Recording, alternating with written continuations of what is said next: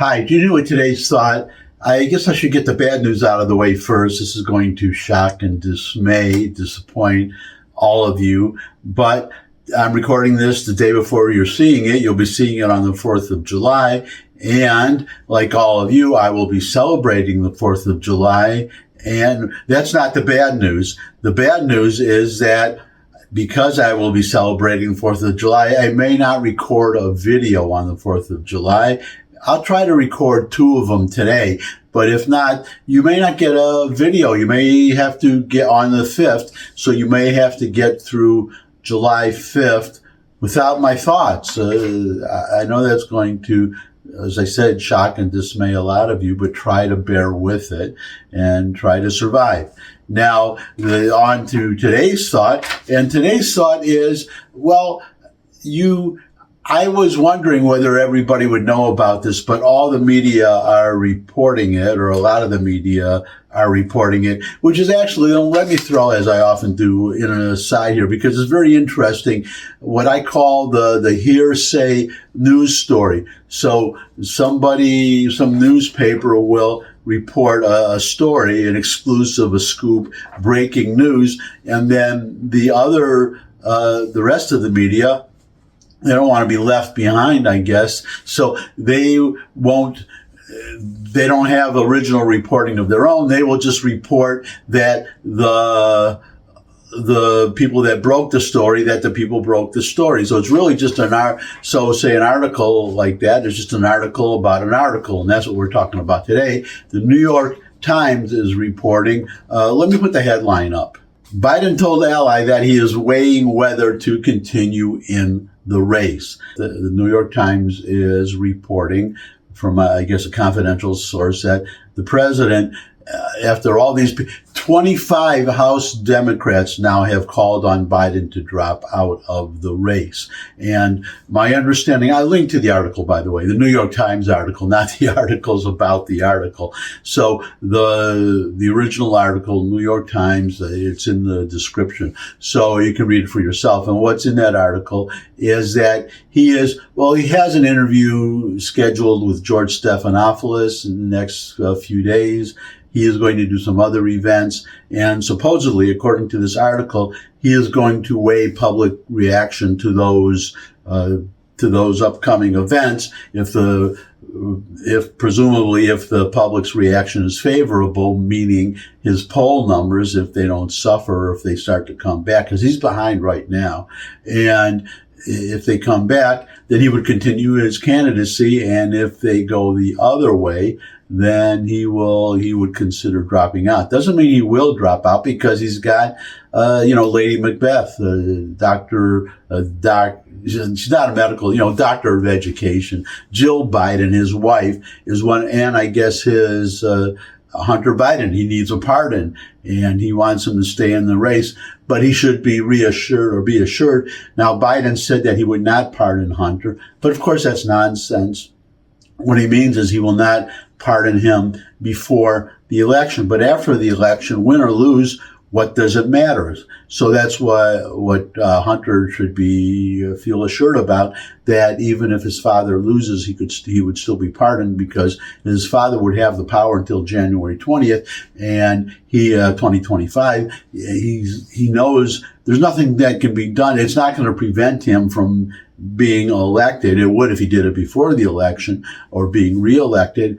But with the election over, it no longer matters. And if he wins, then he's president for, until 2028, 2029, technically, January 20th. He's not going to get impeached over that. So he's got nothing to lose. People won't like him, but what the heck? He's got nothing to lose. So Hunter, calm down. You don't worry. You will be pardoned. But getting back to now Biden, if he does drop out, then the question is, the article, the people are jockeying who would replace him on the ticket. And one way to know is Biden, will he endorse anybody? Will he endorse a candidate? If he does, that candidate probably is the one who will be the candidate replacing him. I predict that he really has to endorse Kamala Harris. Kamala Harris is his own vice president, number one. Number two, there was a woman, a black woman representing some organization. I forget which one it is. I'm not going to bother you with the video, but she said that one thing they're mad about, a lot of black Democrats, is all this speculation about who would replace Biden if he drops out. All the people discussing that, who presumably would make that decision, they're all white. They're all white, and from what I can see, they're mostly, if not entirely, male. So you're talking about mostly white males, but all white people, as far as I know, correct me if I'm wrong, no black people in the conversation. And a lot of black Democrats, especially black women, are angry that Kamala Harris seems to be shunted aside, even though she is the vice president. And this one woman to whom I was referring, I don't even remember her name. It doesn't really matter. What she said is that if Biden passes over, if the Democrats pass over Kamala Harris, a black woman, for the chance to elect a black female president, and for the second time a black president, and actually would be the first time a black president, because you have to remember Biden is actually the first mixed race president, to my knowledge. So that's, in other words, the reason I say to my knowledge, there may be some former president who has mixed blood, who is of mixed race, but he is more white than black. Biden obviously is more black than white, and he's referred to as a black president, which I don't understand. Either way, whichever race dominates in a mixed race person, the person is a mixed race person. Why dismiss half of the person's ancestry? Doesn't make sense to me, or I think maybe it makes sense. I don't think it's right. Anyways, getting back on track, if Kamala Harris is passed over, there's going to be a real problem. That's one reason. Number two, another problem is, another little aside, polls are showing that whoever the usual suspects, whether it be Kamala Harris or Gavin Newsom or Gretchen Whitmer or anybody, the polls show them all losing to Trump. So it really doesn't matter. So you might as well pick pick Kamala Harris. But that's the dilemma. I don't envy. If you didn't see Lawrence of Arabia, the movie, you should see it. And there's a very good scene in there that applies to this. Omar Sharif plays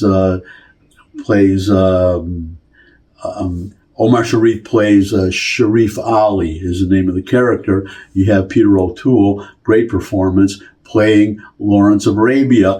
It's World War II, and you have the Arabs are uprising against the Turks. The Ottoman Empire that has been ruling for 1,000 years has controlled Arabia. So they are hoping, but there's a scene, it's at night, and you can hear the explosions and see the flashes of bombs falling on a Turkish city, or a city falling on a city it could be Syria, Damascus, I don't remember. The point is, all these bombs are falling on the city. You can see the destruction, and you have Omar Sharif saying, God help them, and Peter O'Toole saying, or Lawrence saying to Sharif Ali, they're your enemies. Why are you saying God help them? And Sharif says, God help them anyway.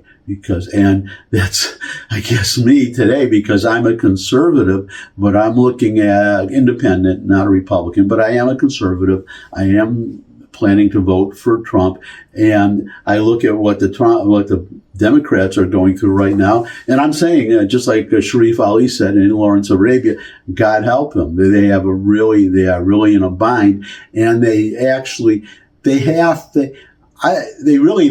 to choose Kamala Harris, not only for the reasons that I just mentioned, but another reason is because there were 50 state primaries, and Kamala Harris was a Biden.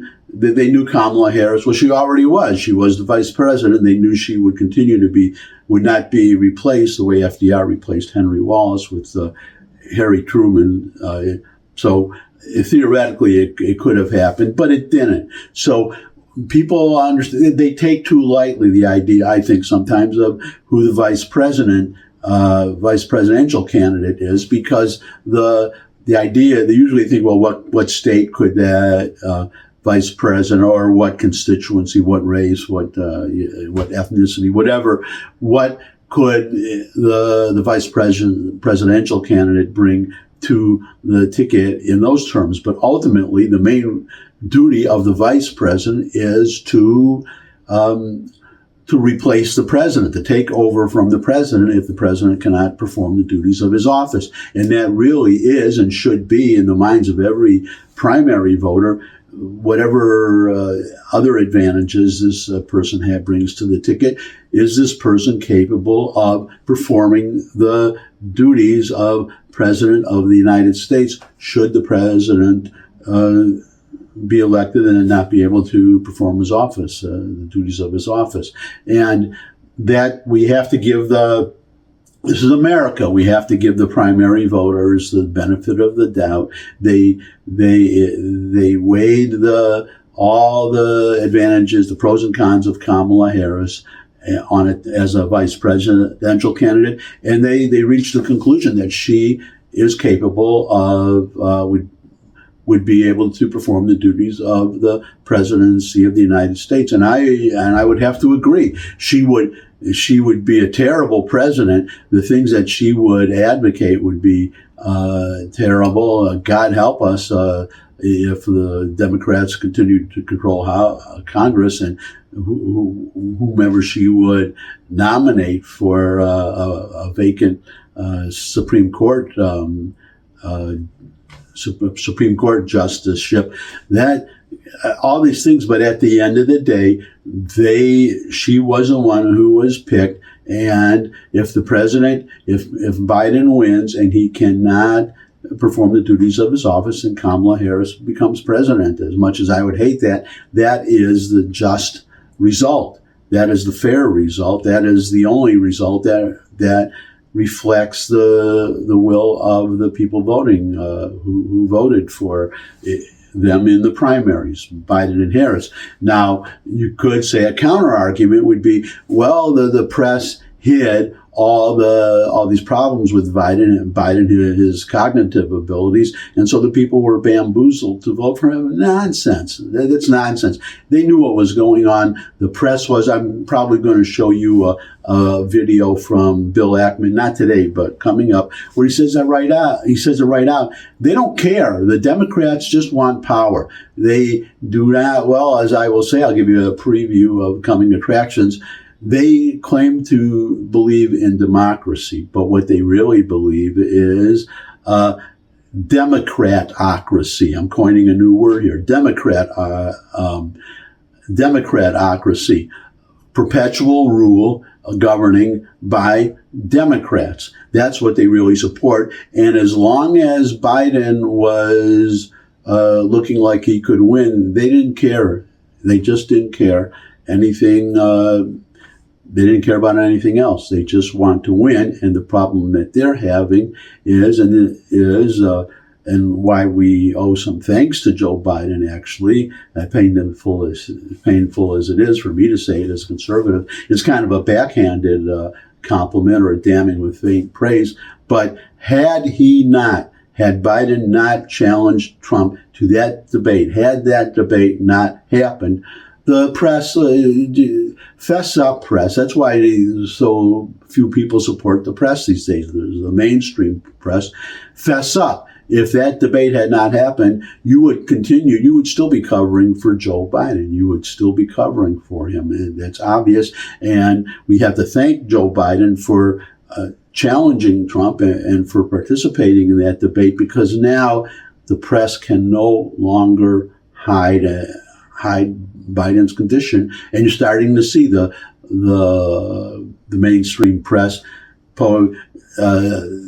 As I said, God help, Karine Jean-Pierre, she got some really tough questions now about Biden's condition in a recent press conference, and the first one, I believe, since the debate, and she's desperately trying to cover for Joe Biden. Who are you going to believe, the Biden administration or your own eyes?